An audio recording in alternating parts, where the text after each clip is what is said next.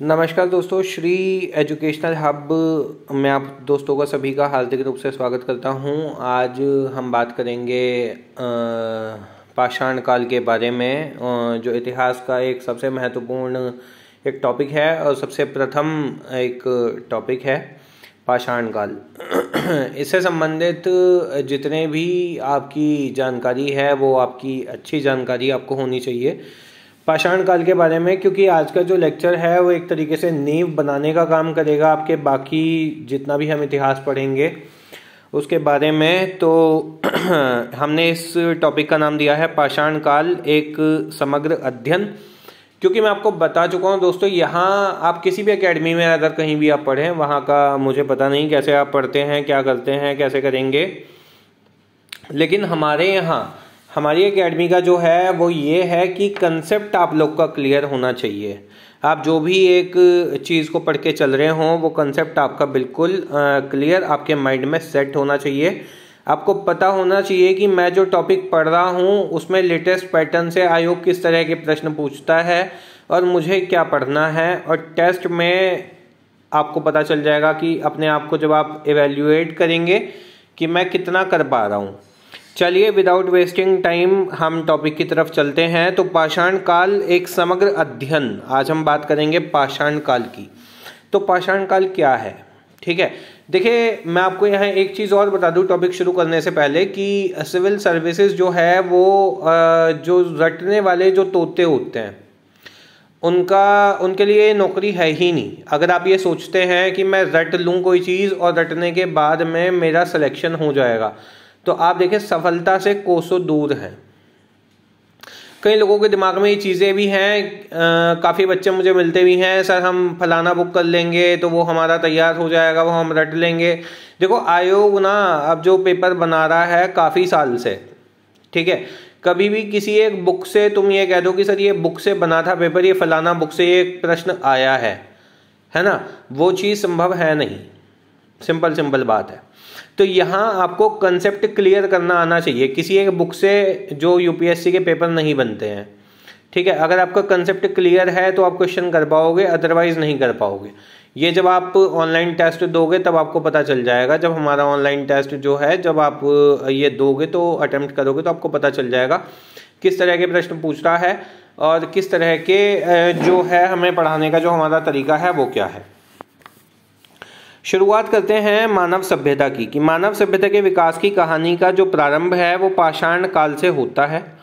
ये वो कालखंड है, कालखंड का मतलब समय, मानव सभ्यता, सभ्यता का मतलब क्या होता है, जहाँ की कुछ परिवार मिलके और एक जगह रहते हैं। तो मानव सभ्यता के विकास की जो कहानी है उसकी जो शुरुआत है वो पाषाण काल से होती है। पाषाण का मतलब क्या है? पाषाण मतलब पत्थर, तो पत्थर मतलब पत्थरों का जब समय था, यानी कि पत्थर, पाषाण काल की हम बात कर रहे हैं तो उस समय पत्थरों की हम बात कर रहे हैं कि पत्थर क्या थे, ठीक है। तो ये उस समय के कालखंड का है जब मानव ने पत्थर के औजारों का आविष्कार किया। अब हमें पता चला कि यहाँ पत्थर से तात्पर्य पत्थर के औजारों की बात है, कि पत्थर के औजारों को इन्वेंट करा, पत्थर के औजारों का आविष्कार करा और उनका जो है उपयोग में उनको लाना शुरू कर दिया। किसने? मानव ने, ठीक है। तो ये काल जो है वो मानव के केवल तकनीकी विकास का नहीं है, यानी कि वो टेक्निकली डेवलप नहीं हो रहा था, बल्कि वो सोशली, इकोनॉमिकली और कल्चरली जो है उसका डेवलपमेंट, जो कल्चरल जो उसका डेवलपमेंट है वो भी इसमें शामिल है। अब सिविल सेवा की दृष्टि से इस काल की कई सारी अवस्थाएं हैं। अब देखिए, जैसे आप इतिहास पढ़ते हैं तो इतिहास एक बहुत ही मुख्य और सबसे एक कह सकते हैं कि बड़ा एक विषय है अपने आप में, ठीक है। कई संस्कृतियों की हम बात करते हैं, इसमें कई राजवंशों की हम बात करते हैं, तो अपने आप में एक बहुत बड़ा और एक जटिल विषय है इतिहास। तो जैसे हम इतिहास को कई कालखंडों में बांटते हैं, कई ब्रांचेस में हम डिवाइड करते हैं पढ़ने की दृष्टि से, उसी तरीके से हम इस पाषाण काल को मुख्यतः 3 भागों में बांट के पढ़ेंगे। वो मुख्यतः 3 भाग कौन कौन से हैं? पूरा पाषाण काल है, मध्य पाषाण काल है और नव पाषाण काल है। और इसके बाद का एक चरण आएगा जिसे हम कहेंगे ताम्र पाषाण काल। ताम्र मतलब तांबा, यानी कि पाषाण के साथ साथ उस समय में, ताम्र पाषाण काल के समय में तांबे का प्रयोग भी होना शुरू हो गया था, ठीक है, यानी कि पत्थर के औजारों के साथ साथ में तांबे का प्रयोग भी उस मानव ने करना शुरू कर दिया था। तो पुरा पाषाण काल की अगर हम बात करें, पुरा का मतलब है पुराना, पाषाण काल का मतलब है पत्थरों का काल, यानी कि सबसे पुराना जो काल था वो लगभग 2.6 मिलियन वर्ष से लेके और 10,000 साल पहले तक का जो समय है वो पुरा पाषाण काल के अंतर्गत आता है। अब अगर हम इसकी अवधि की हम बात करें तो अवधि हम बता चुके हैं आपको कि करीब 25 लाख वर्ष पहले से और 10,000 साल पहले तक का ये कुछ टाइम था, पुरा पाषाण काल का कहते हैं इसको। इसके समय में जलवायु कैसी थी? तो इसके काल में इस समय यानी कि पुरा पाषाण काल के हम टोटल समय की अगर हम बात करें तो पृथ्वी पे हिमयुग का प्रभाव था। और जलवायु कैसी होगी? जब हिमयुग होगा, हिम मतलब बर्फ, तो बर्फ का एक युग था। तो उस समय अगर हम हिमयुग की बात कर रहे हैं तो उस समय जलवायु कैसी होगी? बहुत ही ज़्यादा ठंडी और कठोर रही होगी। अब मानव का स्वरूप कैसा था? तो इस काल के जो मानव थे वो होमो हैबिलिस, होमो इरेक्टस और अंततः होमो सेपियंस के रूप में विकसित हुए थे। और वे क्या थे? फूड गैदरर थे, खाद्य संग्राहक थे वे। ठीक है, खाद्य संग्राहक मतलब कि शिकार करना उनका मुख्य पेशा था, शिकार करके वो लोग भोजन करते थे। ठीक है, खाद्य संग्राहक थे, खाने को इकट्ठा, फूड गैदर, इकट्ठा करते थे खाने को। मुख्य विशेषताएं इस काल की क्या रही हैं? तो पत्थर के औजारों का प्रारंभिक और मोटा स्वरूप, यानी कि पत्थर जो थे वो पूर्ण रूप से सुडौल नहीं थे। ठीक है, और प्रारंभिक जो थे उनका स्वरूप जो था वो नुकीला ना होकर मोटा स्वरूप था। ठीक है, अब वो रहते कहाँ थे ये भी प्रश्न यहाँ आता है। तो प्राकृतिक गुफाएं थी। प्राकृतिक मतलब जो पहले से प्रकृति ने जो बना के दे रखे, मतलब वो अलग से कोई गुफाएं नहीं बनाना जानता था, तो प्राकृतिक गुफाएं थी। और जो चट्टानी शरण स्थली थी, जैसे चट्टान है, चट्टान के नीचे की तरफ का जो पार्ट हो गया आपका, उसमें वो लोग रहते थे, गुफा टाइप जैसे बोल दिया हमने। अर्थव्यवस्था क्या थी? तो शिकार पे और खाद्य संग्रह पे वो पूर्ण रूप से निर्भर था उस वक़्त का। आग का आविष्कार इस युग की एक प्रमुख एक विशेषता है। पूरे पाषाण काल की मैं बात कर रहा हूँ, तो आग का आविष्कार जो है वो हो चुका था। और कोई स्थायी आवास नहीं था, मतलब कि कोई ये नहीं था कि परमानेंट एक कॉलोनी में उसको रहना है, एक जगह पे उसको रहना है। वो घुमंतु जीवन था उसका, घूम घूम के। और जितनी भी आप सभ्यताओं की अगर हम बात करें, सिंधु घाटी सभ्यता रही हो, मिस्र की रही हो, बेबीलोन की रही हो, सुमेरियन सभ्यता की हम बात करें, जितनी भी सभ्यताएं हुई हैं भाई साहब, सब ये नदियों के किनारे हुई हैं। उसका कारण क्या था भाई? नदियों के किनारे जितनी भी सभ्यताओं का जन्म हुआ, आप इतिहास साक्षी है, आप कोई भी सभ्यता उठा के देख लो। अगर हम मिस्र की बात करेंगे वहाँ नील नदी की हम बात करेंगे, सिंधु घाटी सभ्यता की बात करेंगे वहाँ सिंधु नदी की हम बात करेंगे। ठीक है, मेसोपोटामिया की हम बात करेंगे, दजला फरात नदियों की हम बात करें, तो जितनी भी हमारी सभ्यता है XYZ सब नदियों के किनारे हुई। अब ये नदियों के किनारे होने का मुख्य कारण क्या रहा होगा? क्योंकि अब आपको इसमें बताया कि भाई शिकार करता था और खाद्य संग्रह यानी मार मार के जानवरों को वो खाने का काम करता था। तो यहाँ स्थायी आवास थे नहीं, तो वो क्या करता था? क्यों स्थायी आवास नहीं थे, ये जानने का प्रयास करिए। स्थायी आवास क्यों नहीं होंगे? क्योंकि उसका जो जीवन था वो घुमंतु था, क्योंकि एक जगह पे जो है उसको वो सब चीज़ें नहीं मिलती होंगी। तो वो नदी के किनारे, ज़्यादातर सभ्यताएं जो बनी वो नदियों के किनारे इसलिए बनी दोस्तों कि नदी में जो अपना नहाने धोने का, अपने जो जानवर वगैरह थे उनको नहलाने धुलाने का काम, अपने जो मवेशी थे वो। ठीक है, अब जैसे आने वाले समय में हम जब आग का आविष्कार, पहिए की खोज देखेंगे तो हम ये चीज़ें देखेंगे। फिर उसको भी प्यास लगती थी, तो खाने में, धोने में, पीने में पानी का इस्तेमाल अति आवश्यक है। और सबसे बड़ी बात है, मानव को प्यास लगती है। ठीक है, जो एक प्राकृतिक चीज़ है तो पानी इसलिए नेसेसरी है।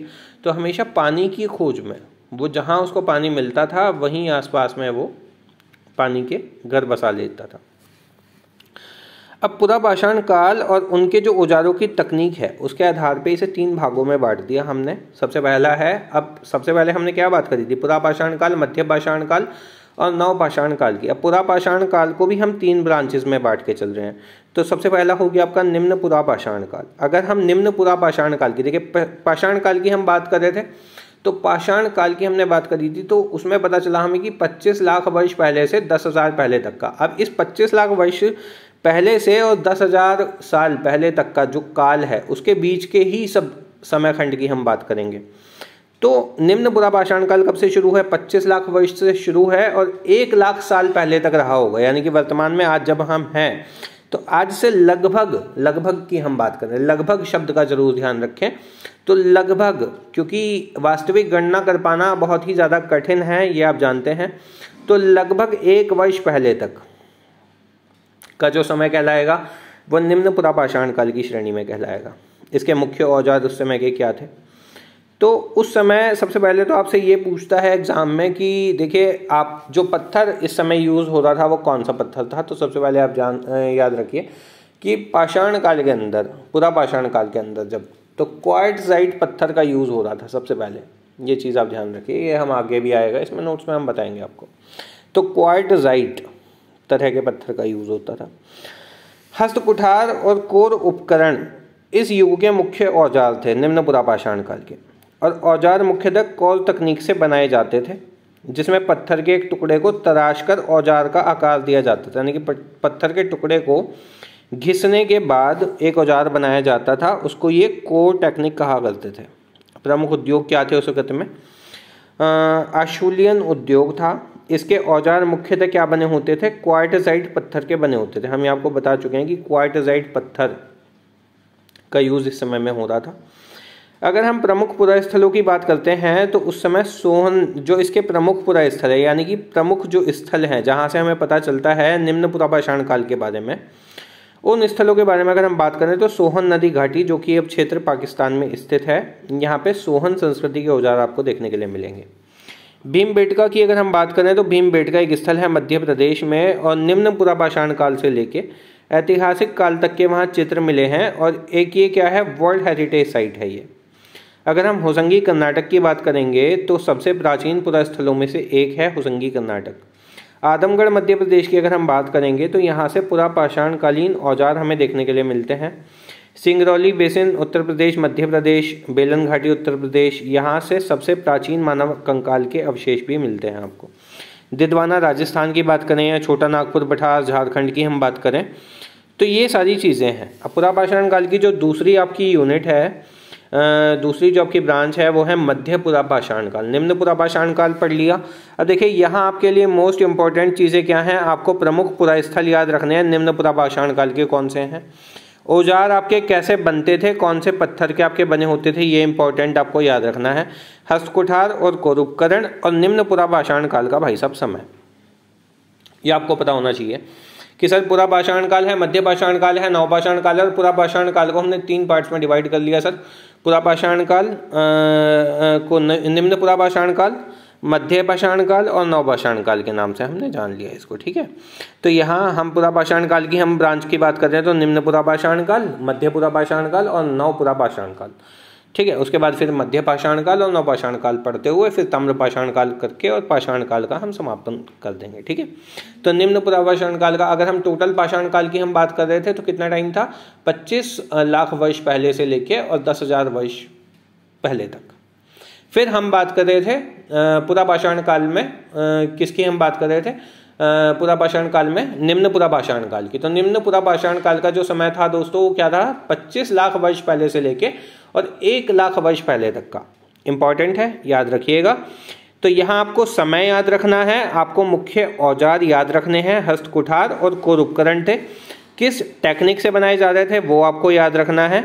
इसी के साथ प्रमुख उद्योग क्या था और ये कौन थे, ये क्या करते थे, शिकारी और खाद्य संग्राहक था मानव, ठीक है। होमो इरेक्टस से होते हुए और होमो सैपियंस तक का इनका विकास का क्रम रहा, ये आपको जानना अति आवश्यक है, ठीक है। इसी के साथ में हम इसमें प्रमुख पुरा स्थल हम याद रखने का पूरा प्रयास करेंगे कि प्रमुख पुरा स्थल हमारे कौन कौन से रहे थे।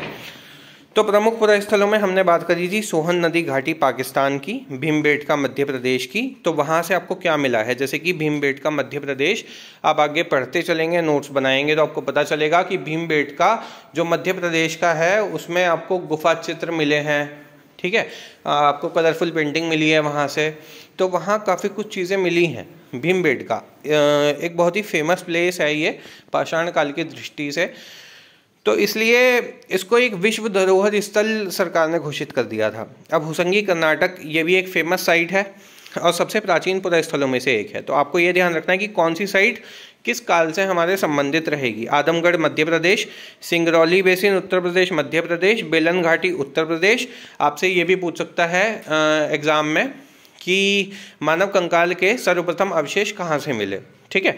तो आपको याद रखना है कि सर बेलन घाटी उत्तर प्रदेश। हालांकि ऐसा कोई डायरेक्ट क्वेश्चन सिविल सर्विसेज में नहीं आता, लेकिन मान लो कि पाषाण काल से संबंधित आपको 2 कथन दे दिए और वहां पे आपको कह दिया कि सोहन नदी घाटी से सर्वप्रथम मानव कंकाल के अवशेष बरामद हुए थे, ठीक है।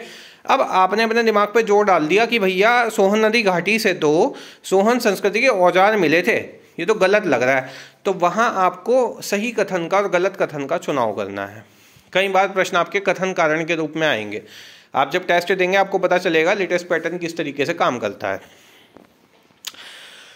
चलिए, ये चीज़ हमने जान ली। इसके बाद हम बात करेंगे मध्य पुरा पाषाण काल की।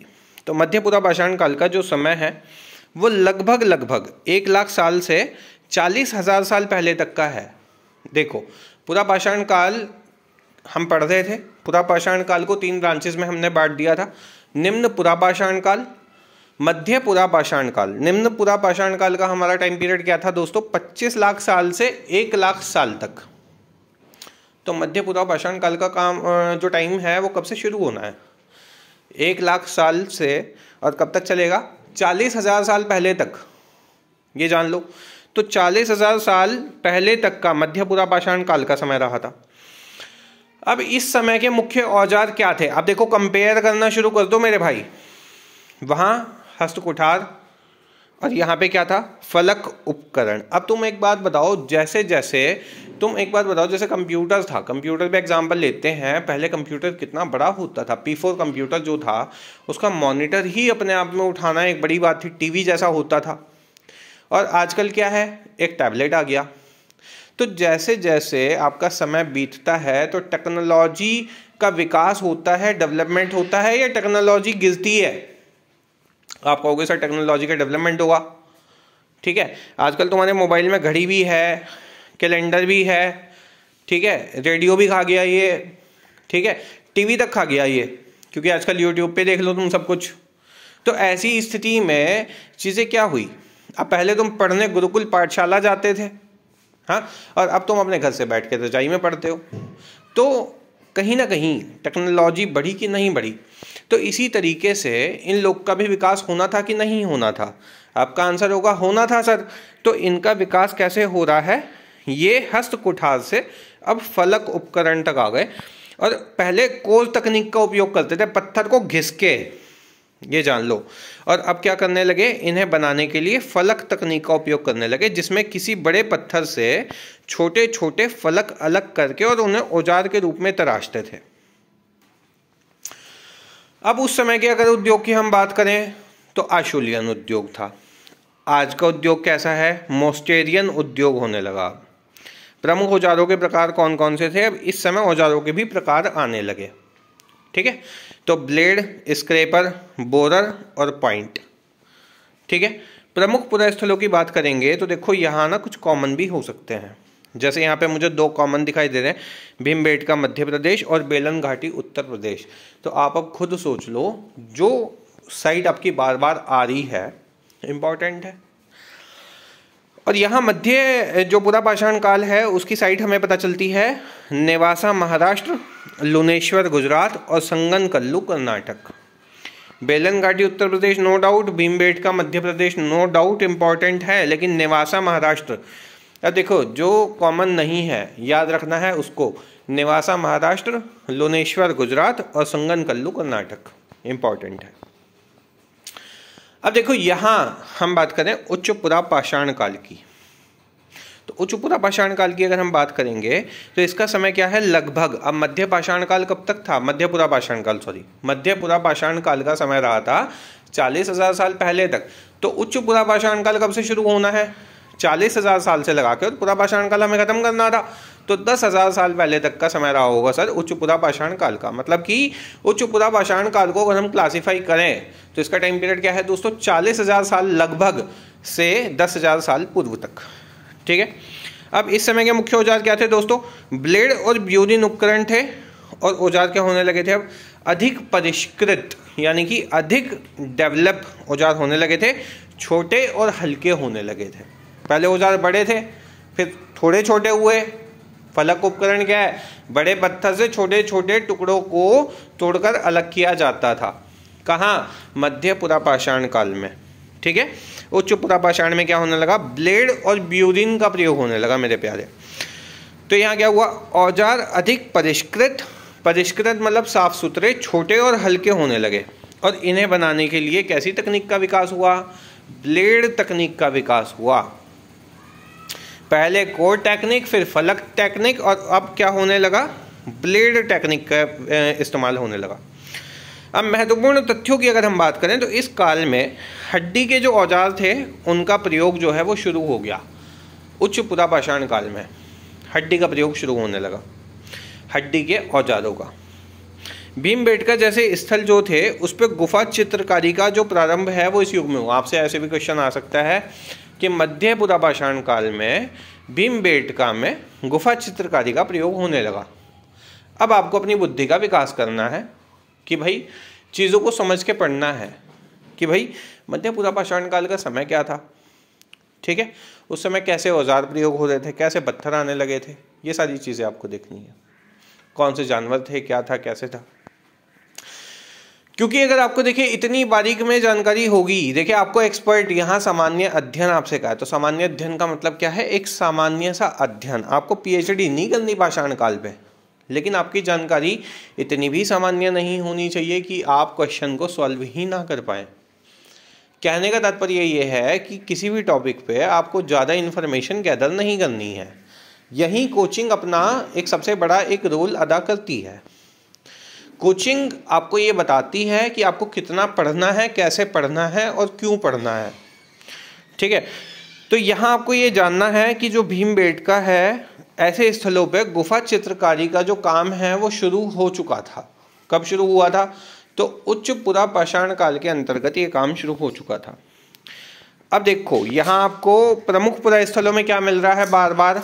भीमबेटका और बेलन घाटी। भीमबेटका मध्य प्रदेश, बेलन घाटी उत्तर प्रदेश, और यहाँ पे आपको 2 साइट नई मिलती हैं उच्च पुरापाषाण काल की। अब देखो यहाँ पटने महाराष्ट्र और रेनीगुंटा आंध्र प्रदेश। इस लेक्चर में हम इतना ही रखेंगे, पर अभी डिस्कशन करेंगे कि ये कैसे हुआ।